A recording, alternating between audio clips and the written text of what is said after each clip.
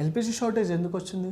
గత కొన్ని వారాలుగా ముంబై, కోల్కతా, చెన్నై, బెంగళూరు, హైదరాబాద్ వంటి మహానగరాల్లో ఎల్పిజి సిలిండర్లు అయితే సరఫరా తగ్గింది. ఎల్పిజి సిలిండర్లు రావడం లేదు.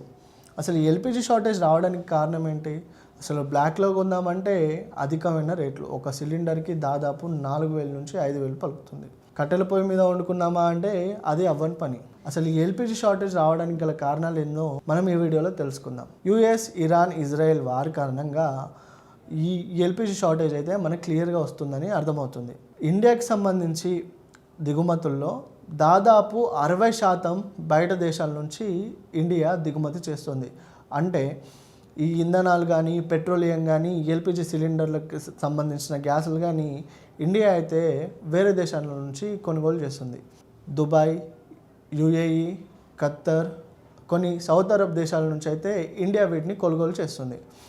అయితే ఇవి అక్కడి నుండి హార్ముజ్ జలసంధి గుండా మన ఇండియాకి అయితే చేరుకోవాలి.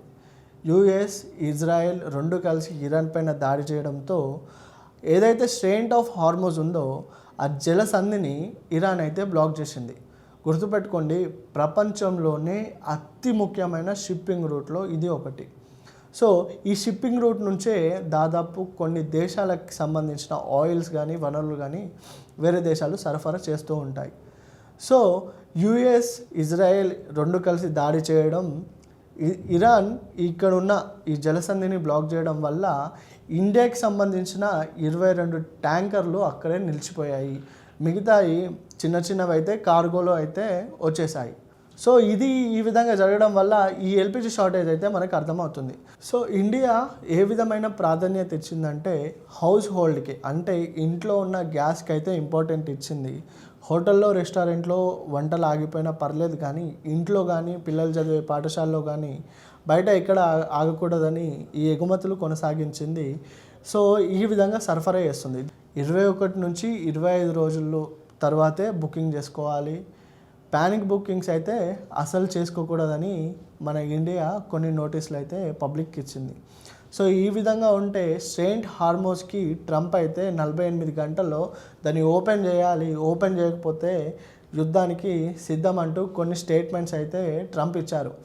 సో దానికి ఇరాన్ ఆ వాక్యాలను ఖండిస్తూ మీరు ఏమన్నా చేసుకోండి, మేము ద్వారానైతే మేము ఓపెన్ చేయమని గట్టి పట్టుదలతో ట్రంప్కి తిరిగి ఈ స్టేట్మెంట్ ఇచ్చింది ఇరాన్. ఇది ఈ విధంగా ఉంటే ఇండియాకి సంబంధించి ఆ 22 ట్యాంకర్స్ అయితే ఎప్పుడు ఇండియాకి వస్తాయో అప్పుడే ఈ షార్టేజ్ అనేది క్లియర్గా అవుతుందని గవర్నమెంట్ అయితే పలికింది.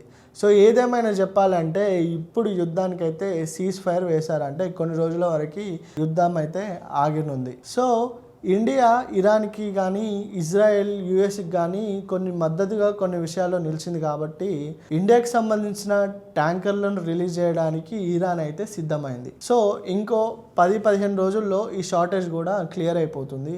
అందరి ఇళ్లలోకి ఈ సిలిండర్ల సరఫరా అయితే ఎప్పటిలాగే కొనసాగే ప్రక్రియనైతే నడపనుంది మన ఇండియా.